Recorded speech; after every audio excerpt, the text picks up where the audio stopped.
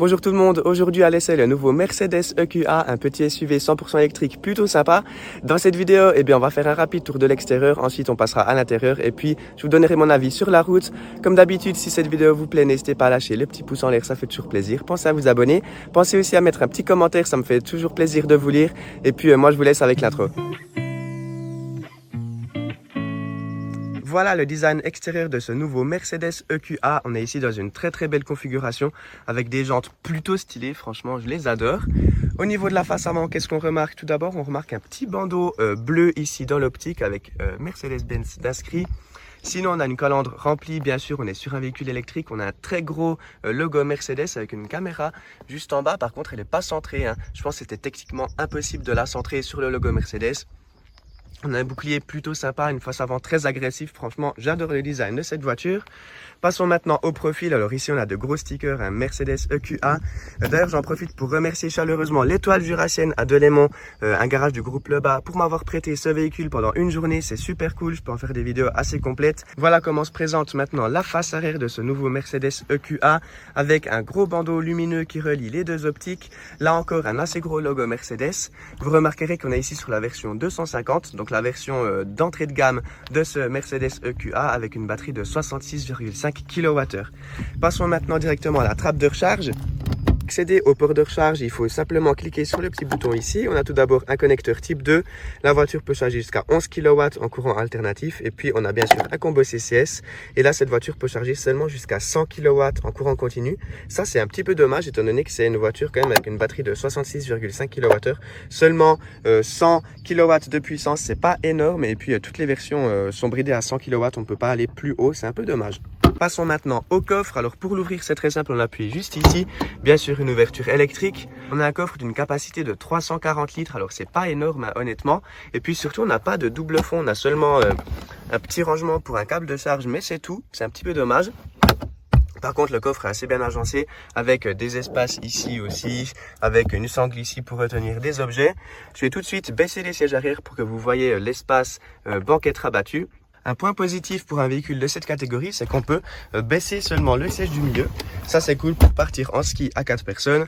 On peut bien sûr baisser les autres, c'est 3 sièges distincts. Et puis, regardez, une fois la banquette rabattue, on a un plancher pratiquement plat. Je vous montre depuis le coffre. Regardez, c'est plutôt pas mal. Et puis, on a pas mal d'espace de chargement. Ça, c'est un point très positif. Au niveau des places arrière, maintenant, regardez tout d'abord le contre-porte. On a un contre-porte plutôt quali avec un petit rangement ici. Sinon, rien d'autre à signaler. Je vais directement m'installer derrière le siège réglé à ma taille. Pour rappel, je fais 1m88. Regardez, j'ai quand même de la place. Mes genoux ne touchent pas. Il reste, voilà, 3-4 cm maximum. Donc voilà, je me sens pas forcément à l'étroit. Pour dire que c'est une petite voiture, eh bien, je me sens plutôt bien. J'ai bien de la place aussi sur la gauche. Et puis sinon, au niveau de la tête, ça passe aussi. J'ai environ un point au-dessus de moi. Mais bon, le toit panoramique y est quand même pour beaucoup. Passons maintenant aux places avant. Vous remarquerez ici le chrome sur les poignées de porte. Plutôt pas mal. Comme d'habitude chez Mercedes, on a les commandes de réglage de siège électrique directement sur la portière. Sinon, tout ce qu'il y a de plus classique, les réglages de vitre, etc. Ici, on a un compartiment assez grand pour ranger bien une bouteille ou bien des petits trucs. Et voilà à l'intérieur. Je vous change juste d'angle. Voilà. Regardez-moi comme c'est beau. Franchement, c'est hyper classe. On a un volant ici sublime avec pas mal de raccourcis ici sur le volant. C'est plutôt stylé. Ce volant à mes plats en plus, franchement, ce volant, je l'adore. Il est trop beau. Les réglages ici sur le côté, tout ce qu'il y a de plus classique. Les aérateurs sur la gauche et puis au milieu, c'est très stylé. En dessous des aérateurs, on a quelques petits boutons. C'est plutôt pas mal. Avec des petits boutons ici chromés, c'est stylé. Là en dessous, on a un petit rangement vraiment très petit. On a seulement 2 porte-gobelets et puis un tout petit rangement pour un téléphone. Alors c'est de la recharge sans fil, mais par contre pour poser le téléphone, c'est vraiment pas très pratique. Franchement, on peut mieux faire.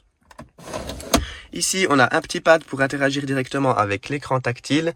On a quelques raccourcis ici sur la gauche et sur la droite. Le volume, les modes de conduite, on y reviendra après à la conduite. On a un petit truc ici, je crois que ça sert à rien, c'est juste pour poser son poignet.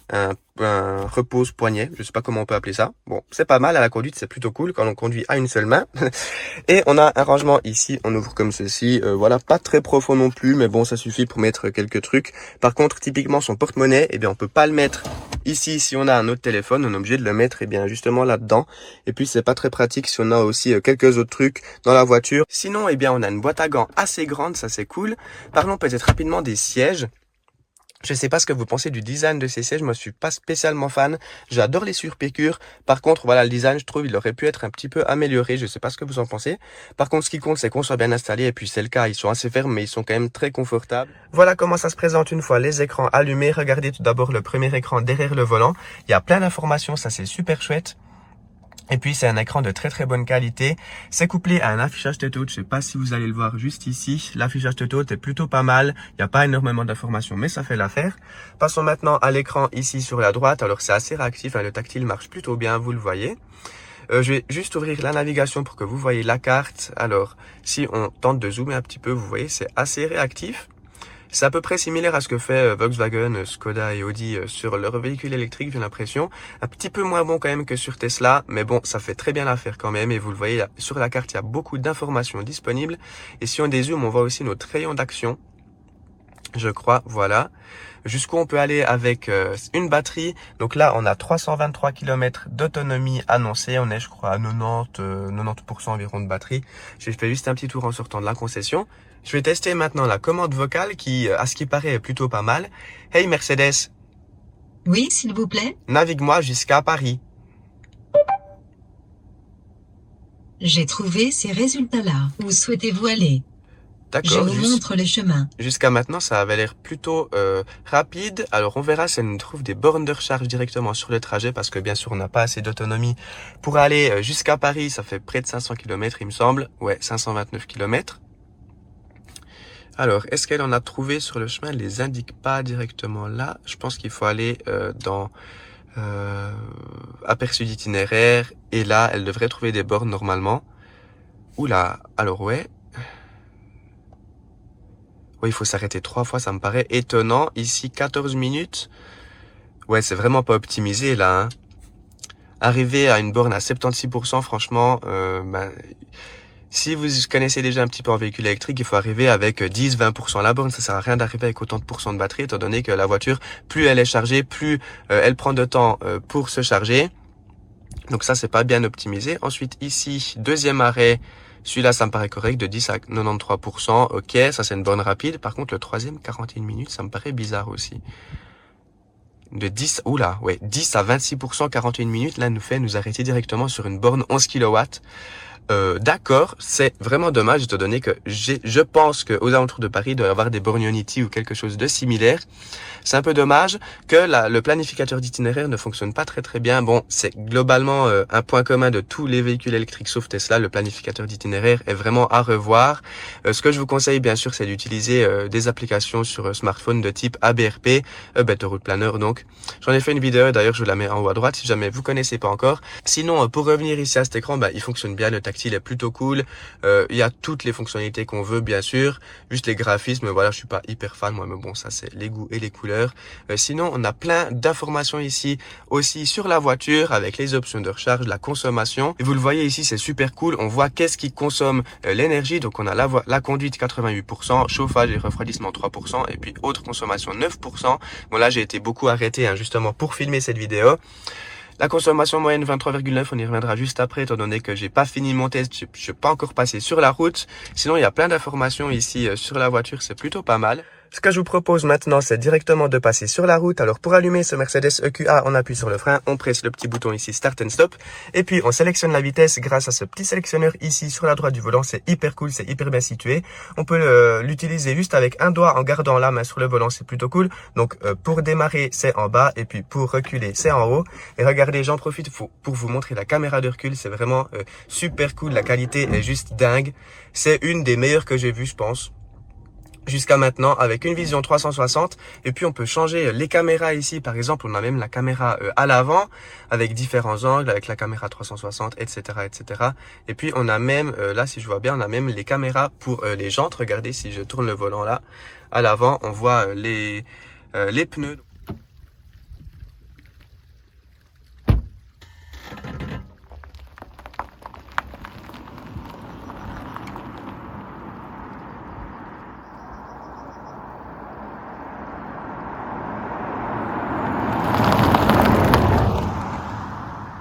Nous voilà maintenant en ville à bord de ce Mercedes EQA. Alors je vais vite fermer le toit panoramique, enfin le toit ouvrant pour pas qu'il y ait trop d'air à l'intérieur pour que vous m'entendiez un petit peu quand même.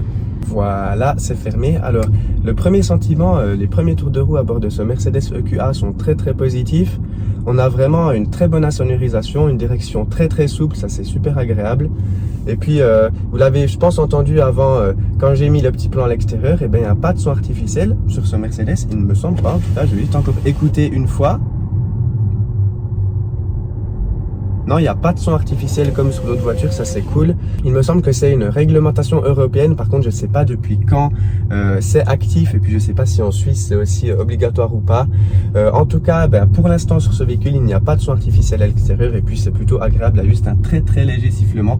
Mais bon, on l'entend à peine, hein. C'est cool. On va voir maintenant ce que ça donne sur les pavés. On a une toute petite portion pavé ici, écoutez. Franchement, c'est hyper confortable. On les sent très peu ces pavés. Sinon, j'arrive ici sur une route principale. Donc, je vais faire une petite accélération jusqu'à 50 km/h. Pardon, il y a ma caméra qui se barre. Bon, je suis arrivé jusqu'à 40 seulement. Et puis, j'ai même pas pressé à fond. Loin de là, hein. On a vraiment une très bonne accélération sur ce véhicule. Pourtant, on est sur la version de base, hein, la version 250. Sinon, je vais peut-être essayer de faire vite demi-tour ici. On verra le rayon de braquage de ce Mercedes EQA. Alors, on va faire juste comme ça. Hop. Est-ce que j'arrive à le faire en une fois? Tout juste pas. Je devrais juste monter sur le trottoir. Mais le rayon de braquage est vraiment assez étroit. Donc ça, c'est cool. Elle se faufile très bien partout en ville.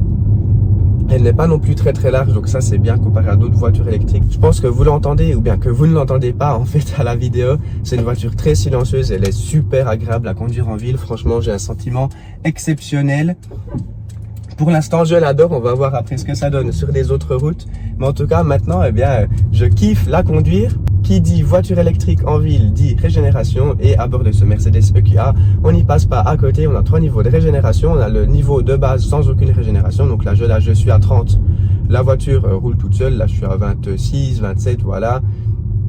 Et puis, on peut régler avec les palettes. Alors, on a 2 niveaux de régénération, le -1 et le -2. Donc, je vais donner maintenant un petit coup de palette sur la gauche. On est du coup au D-. Alors, c'est un niveau de régénération qui va rester tout le temps. On n'a pas besoin de toucher à chaque fois la palette. Donc, au niveau D1, là, je suis à 30. Je lâche complètement. Je suis déjà à 25, 20, 14, voilà. Et après, elle roule toute seule à environ 9 km/h. Elle va pas jusqu'à l'arrêt complet. Ça, c'est un petit peu dommage. Je vais essayer maintenant le D2, je vais me remettre à 30 km/h juste après. Je prends le petit giratoire ici. Oui, arrête-toi s'il te plaît. Voilà, alors, hop, elle braque vraiment bien, ça c'est cool. J'arrive bientôt au panneau stop, je vais lâcher complètement l'accélérateur, je suis à 30 à l'heure. Ouais, la régène est très forte, là-bas voilà, je suis à 10 là. Donc la régène est très forte, très similaire à une Tesla Model 3, je dirais à peu près la même chose, comme le Mustang Mach-E, et c'est clairement plus fort que Skoda Enyaq, Audi Q4 e-tron, VW ID4, Peugeot i2008 que j'ai déjà testé, même la Honda i. Donc ça c'est super agréable, une régène forte, c'est ça qu'on aime dans les véhicules électriques. Par contre, on devra quand même toucher la pédale de frein de temps en temps, étant donné qu'elle ne s'arrête pas jusqu'à l'arrêt complet. Elle roule à environ 8-9 km/h. Et puis elle a un auto-hold. Alors par contre l'auto-hold, il faut vraiment presser la pédale de frein très fort pour que la voiture ne raccélère pas toute seule. Donc, après la ville, passons maintenant sur une route cantonale limitée à 80 km/h pour voir ce que ça donne à bord de ce Mercedes EQA. Alors là je suis calé à 80 et puis c'est plutôt pas mal. On a une bonne insonorisation là encore. Alors je suis en mode normal, je vais me mettre en mode éco. Voir ce que ça donne. Oula, alors la pédale est vraiment pas du tout réactive, c'est vrai que ça change quand même pas mal. La direction est très souple. Ouais, un petit peu trop souple, ça fait un petit peu bateau ce mode éco. Franchement, je suis pas fan, c'est vraiment pour économiser vraiment son autonomie. Moi, je vais me remettre en mode normal, honnêtement, je préfère, enfin en mode confort. Ah ouais, ça change déjà la sensation sous la pédale, et puis si je me mets en mode dynamique, ouais, ça change vraiment. Ces modes de conduite sont vraiment cool, on peut vraiment configurer sa voiture comme on le désire, ça c'est cool. Donc bon, je vais me remettre en mode confort ici pour la route limitée à 80. Donc voilà, rien de plus à dire je pense, hein. C'est une voiture très confortable, très silencieuse, je valide et puis je suis très bien installé. Donc voilà, c'est une voiture que j'adore pour l'instant. On arrive maintenant au pied d'une petite montagne. Pour ceux qui connaissent, c'est le col des Rangers dans le Jura suisse. Qu'est-ce qu'on fait? Ouais, je vais me mettre en mode dynamique. Allez, on regarde pas trop sur la consommation. Ouais, on le sent, hein, que le centre de gravité est très bas. Bien sûr, on a les batteries sous le plancher. C'est une voiture assez dynamique quand même, surtout en mode dynamique. Hein, encore heureux qu'elle est dynamique, en mode dynamique. Mais franchement, sentiment très positif à son volant sur des petites routes comme ça. On peut quand même se faire plaisir. Voilà, j'arrive gentiment en haut de cette montagne après ces quelques virages.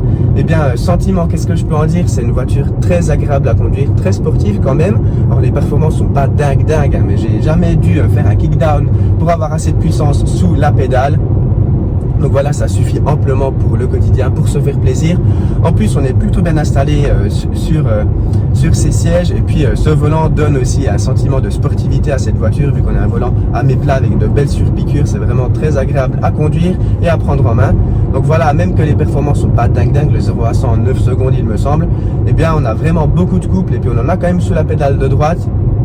Après, pour ceux qui préfèrent une voiture encore plus sportive, eh bien des versions aussi plus puissantes. Hein. Je crois que le 0 à 100 est abattu en 6 secondes sur la version 4 roues motrices. Par contre, ça sera la même batterie. Il y a 3 versions de ce Mercedes EQA, mais toujours avec la même batterie de 66,5 kWh. Après la ville et la route de montagne, passons maintenant sur autoroute pour voir ce que ça donne. J'arrive ici à l'entrée d'autoroute. Je vais me mettre en mode dynamique pour voir ce que ça donne le 0 à 100. Ah ouais, on sent tout de suite la différence. Une direction beaucoup plus ferme et une pédale d'accélérateur beaucoup plus réactive. Il n'y a personne derrière, je vais faire un petit 0 à 100, on se fait plaisir. Hein. Bon, elle n'a pas des performances de dingue, hein, c'est la version de base, mais bon, voilà, c'est parti. Je suis à 0, 3, 2, 1.